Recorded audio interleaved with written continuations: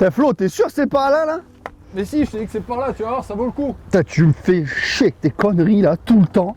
Pas possible, peut pas tracer une map correctement, celui-là. C'est dingue, hein. Allez, dernier effort, Loïc. Ouais, bah, dernier effort, on n'est pas sur les vélos, là. Tu vois, je t'avais dit que ça valait la peine. Ah ouais, pas mal, hein. Jolie feuille. Ah bon, c'est vert, c'est vrai. Bref, vous l'aurez compris, tracer son parcours d'entraînement idéal, ça se prépare.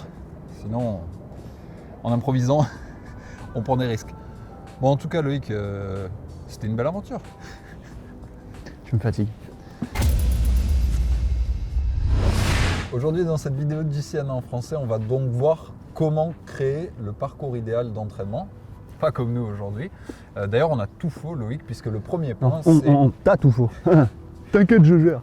Le premier point, c'est ouvrir les volets et contrôler la météo. Et comme vous pouvez le voir derrière nous, on aurait peut-être dû partir un peu plus tôt parce que là, on va la prendre. Ah là, c'est sûr.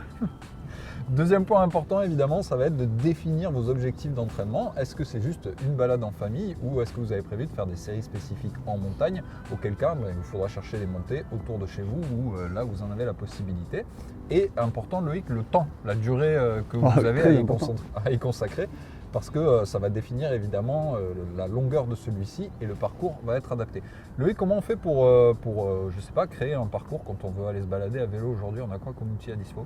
Tu vas à Decathlon, t'achètes une carte avec un petit stylo et tu notes. Tu fais un tracé, non?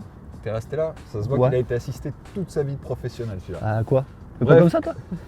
Il existe donc de nombreuses applications qui sont compatibles pour ces compteurs modernes. Vous pouvez utiliser Strava parmi les plus connus ou Komoot qui est spécialisé dans le traçage de parcours à vélo et vous pouvez notamment échanger sur les communautés avec d'autres pratiquants qui vont vous conseiller tel ou tel segment. Donc c'est intéressant de se rendre dessus et puis de tester et ensuite créer son parcours via ce type d'outils. Évidemment, une des choses importantes à vérifier, c'est aussi le type de terrain que vous allez pouvoir affronter parce que si on est en vélo de route comme nous aujourd'hui, il faut éviter l'escalade. Voilà. Par exemple. Merci Flo. Ces applications vous permettent aussi de sélectionner le type de terrain que vous souhaitez éviter. Vous pouvez sélectionner gravel par exemple si vous le souhaitez, vous pouvez sélectionner tout terrain ou seulement route goudronnée. Qu'est-ce qu'il y a d'autre d'important, Loïc, lorsqu'on fait une sortie à vélo? Il y a une chose importante, Florian, c'est quand on habite en ville de sélectionner bien sa route pour en sortir. On va éviter les périphes, évidemment, et privilégier des routes avec des pistes cyclables, par exemple, le moins de feu possible. Voilà. Quel que soit l'objectif de la sortie d'ailleurs, même si c'est un parcours pour aller travailler, c'est bien de privilégier du coup des routes qui vont être les plus sécures possibles. Et on parlera dans ce cas-là notamment des centres urbains qui sont les plus dangereux pour nous les cyclistes. Et ensuite, Loïc, on partira sur la base du plaisir parce que c'est quand même ça l'essentiel. C'est quoi qui te fait plaisir toi sur une petite sortie? Moi c'est quand tu m'emmènes faire de l'escalade en même temps, tu vois, j'adore. Ça c'est mon petit plaisir. Tu vois. Bon, moi personnellement j'aime bien sélectionner des points d'intérêt. Ça peut être un point de vue comme aujourd'hui qui est plus ou moins réussi. Ça peut être, je sais pas, aller voir la mer, aller voir un copain, pourquoi pas. Monter des jolis cols. Ça fait partie des aspects plaisir qu'il faut savoir ajouter à vos parcours. Et évidemment, le mettre en adéquation avec les objectifs que vous avez d'un point de vue physique et d'un point de vue entraînement. Donc entre deux cols, pourquoi pas s'arrêter voir un copain ou s'arrêter boire un café aussi. C'est important les cafés. Oui, ou voir une copine. Ou voir une copine. Non, parce qu'après, on va dire que t'es sexiste, tu penses qu'au mec, machin, truc. Ça va, si c'est pour ça, tu peux le caser. Mais fais attention à ne pas rester trop longtemps chez ton copain ou chez ta copine parce que sinon, c'est le risque de se refroidir.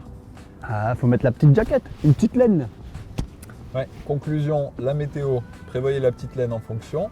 N'oubliez pas les applications, le plaisir et surtout un petit café. Allez, envoyez-nous vos plus beaux parcours, comme ça on viendra peut-être dans votre région la prochaine fois. Invitez-nous chez vous. Ouais. J'irai dormir chez un cycliste, on va faire ça. Ça peut être cool. Allez, on y retourne parce que nous on a de l'escalade pour descendre. Ouais, putain.